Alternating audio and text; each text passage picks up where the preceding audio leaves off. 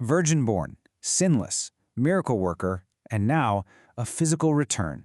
Out of all the major historical figures, we're talking Abraham, Moses, even Muhammad himself, both texts agree that it is specifically Jesus who is expected to physically return to Earth.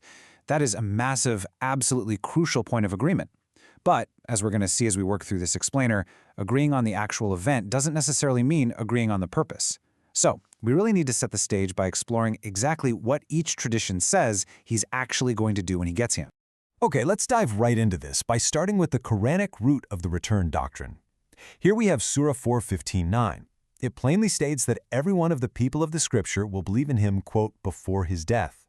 Now, mainstream Islamic commentators, and we're talking about renowned scholars like Ibn Kathir, read that specific phrase, before his death, as a reference to Jesus' own future physical death.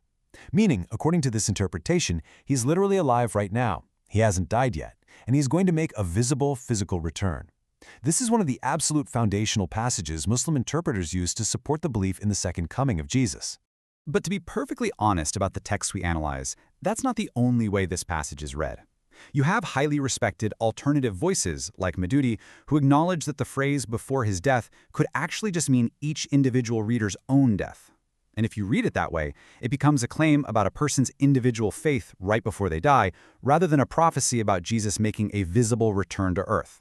So, because there's this genuine interpretive ambiguity in the Quranic text itself, if we want to find the fuller narrative, where he goes, what he actually does, we have to look over to a different source, the Islamic hadith tradition. And when we go there, the hadith tradition, specifically sources like Sahih Muslim, really fills in the anticipated sequence of events with incredibly vivid imagery.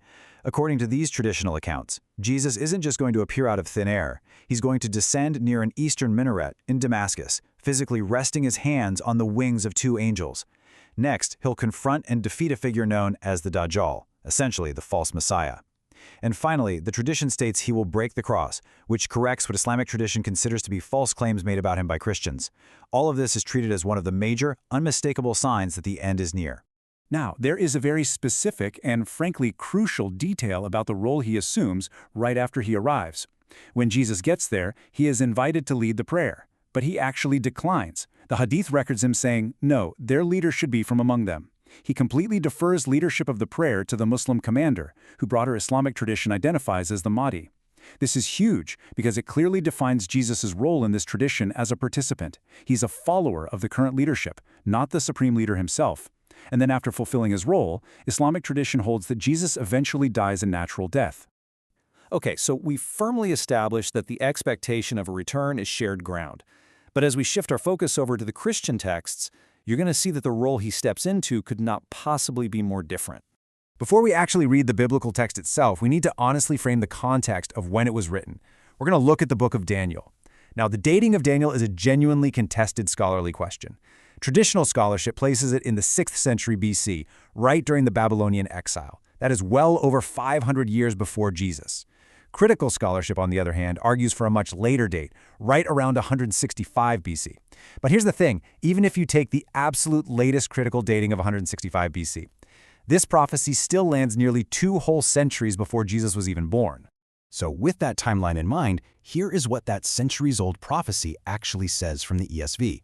I saw in the night visions, and behold, with the clouds of heaven there came one like a son of man, and to him was given dominion and glory and a kingdom.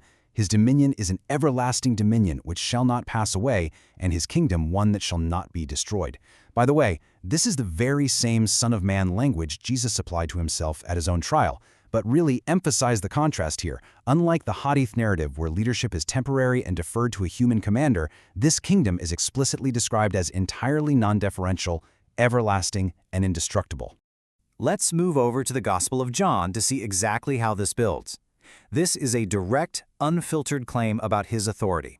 The ESV text says, "For the Father judges no one, but has given all judgment to the Son." It's not a shared role, it's definitely not a temporary one. Jesus assumes a role holding all judgment, and he defers to absolutely no one. So what does this all mean? Well, here's our anchor contrast. While both of these traditions completely agree on the actual event of his return, if you just flatten the two narratives into an identical expectation, you're being inaccurate to the text. His fundamental role is entirely asymmetrical. In the Islamic tradition, He returns to defer, to serve under a commander, and eventually to die. In the biblical tradition, he returns to hold an everlasting throne with literally all judgment placed firmly in his hands. And this brilliantly illustrates the final Christian point. We aren't just looking at prophecies about him from the outside, we are looking at an absolute promise in his own voice. In the final chapter of Revelation, Jesus states in the first person, "Behold, I am coming soon. I am the Alpha and the Omega, the first and the last, the beginning and the end."